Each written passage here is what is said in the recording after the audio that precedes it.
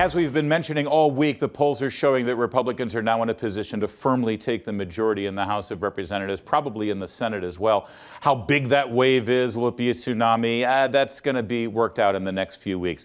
The bigger question over here is, if they get the majority, what will they do with it? Joining us right now is Ohio Republican Representative Brad Wenstrup. Thanks for joining us, Congressman. My pleasure. Good to be with you. Well, you're on the Ways and Means Committee and the Intelligence Committee. These are two very important, critical positions, especially when it comes to potential congressional hearings and investigations. So I'd love for you to put your Intelligence Committee hat on for a moment. This week we had the final acquittal, sadly, of Mr. Danchenko in the John Durham investigations in terms of what the FBI did and didn't do during the Russian collusion investigation. Is that now dead, sir, or will your new House majority, and specifically the Intelligence Committee, get to the bottom of what went wrong in that agency with regard to Russian collusion and the Steele dossier? Yeah, I think for the sake of a functioning American government, we need to continue to look into the things that took place and within our agencies, what was done right, what was done wrong, and were things politicized. All of those types of questions need to be asked, and on behalf of the American people, because we really need to reestablish some trust. The acquittal of Danchenko is just one thing, and I think that what Mr. Durham was doing was bringing out all of the things that took place, bring it to the attention of the American people if they're willing to pay attention. You know, our media doesn't help very much with this, unfortunately, in many cases. So I appreciate the opportunity to discuss these matters with you. But yeah, you know, in addition to what we've done as far as hard work at Republicans in the House and our commitment to America, we are making plans for where we want to move forward so that we can really bring to light all the things that have taken place within our agencies that America should be concerned about. Well, and to that end, there's a movement here in Washington. I know you're back at your home state campaigning, so let me fill you in. They're beating the drums here over at the Justice Department to keep Mr. Durham from actually releasing a final report, which would be unprecedented. Special prosecutors, whether they get convictions or not, they always release a report. The suggestion here is that if Attorney General Merrick Garland releases that report, it might shed a bad light on the FBI. Are you going to push in your position in the Intelligence Committee and in Ways and Means to make sure that that report gets out? Yeah, very much so. Look, I want to be able to trust the FBI. When I got on Intelligence Committee, you know, my goal was that we're going to be here. You know, I have a military background. I've had a clearance before I ever came onto this committee. But the goal was to work with the FBI and to work with the intelligence community on things. And what I found is that it's full of roadblocks, and they don't feel that they have to inform us of things. And we have the role of oversight, and we've been reminding them of that. And I will tell you, on the committee, we're starting to see some Democrats get frustrated with all of that, too. Yeah. But America has gone through this whole Russian collusion scenario, which proved to be false, made up. You've seen the abuse of the FISA court.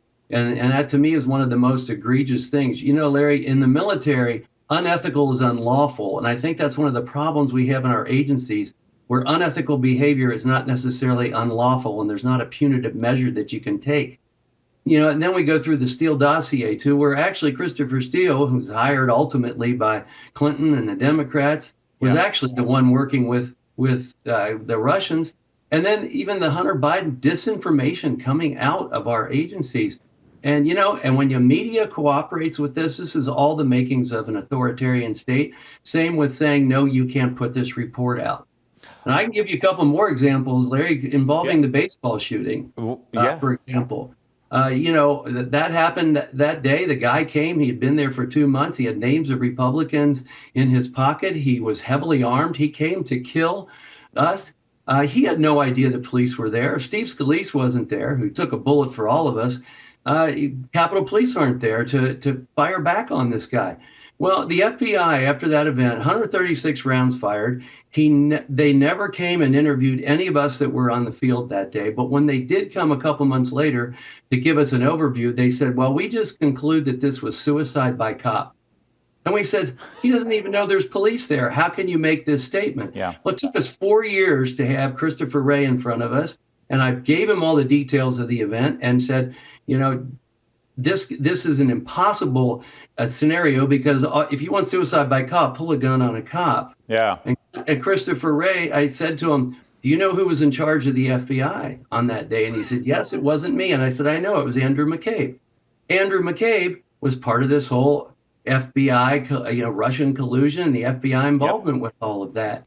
So, let's follow and find the facts on everything as best we can. But I will tell you, we have sought the case file. And there's two of us on Intelligence Committee that were fired upon that day, and they have still not given it to us. And there's no active investigation, which is often an excuse they use.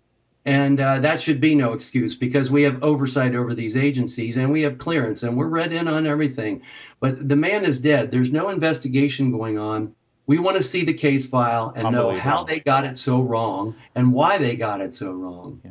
And again, Congressman, I mean, you represent the people there. If they don't answer to you, what is an American citizen? What chance do we have if we have a run-in with the FBI? This is why it's so important. And one more question with your Intelligence Committee hat on. Those 50 former members of the Intelligence Committee community that put out that letter right before the election, swearing up and down that the Hunter Biden laptop story was Russian intelligence, Russian disinformation. Why do those people still have clearance? Why are they able to wear the mantle of intelligence community official if they're just using their title and their position to lie to the American people? The laptop story was not Russian disinformation, sir, and it affected the election. That's exactly right. What does their evaluation look like? I mean, at what point does somebody say, you know what, you really aren't doing the job? And so either you're doing it politically and you're getting away with it because up at the top they say it's okay to do this.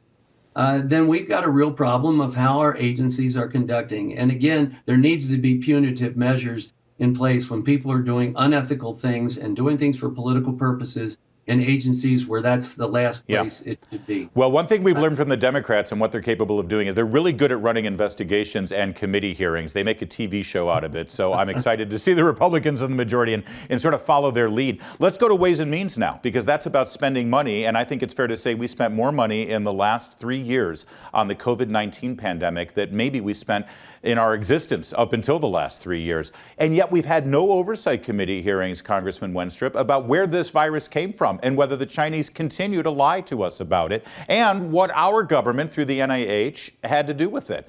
Are we going to finally get those answers? Well, what I want to do is follow the facts, and I've been trying to follow the facts as best I can. We've been asking a lot of questions about who got grants and what were they for, and following this whole thing from the beginning. You know, I see Dr. Fauci will often say, you don't know what you're talking about when it comes to gain of function. Well, maybe he's talking about a chimera. He calls it a chimera. Chimera is actually a scientific term of what we have been able to create as scientists. And I say we because the first article I found was from 2015. And this type of research, gain of function or production of a chimera, was being performed not only here in North Carolina, but in conjunction with the Wuhan Institute of Virology. So we need to get answers from these people as how engaged were we with this?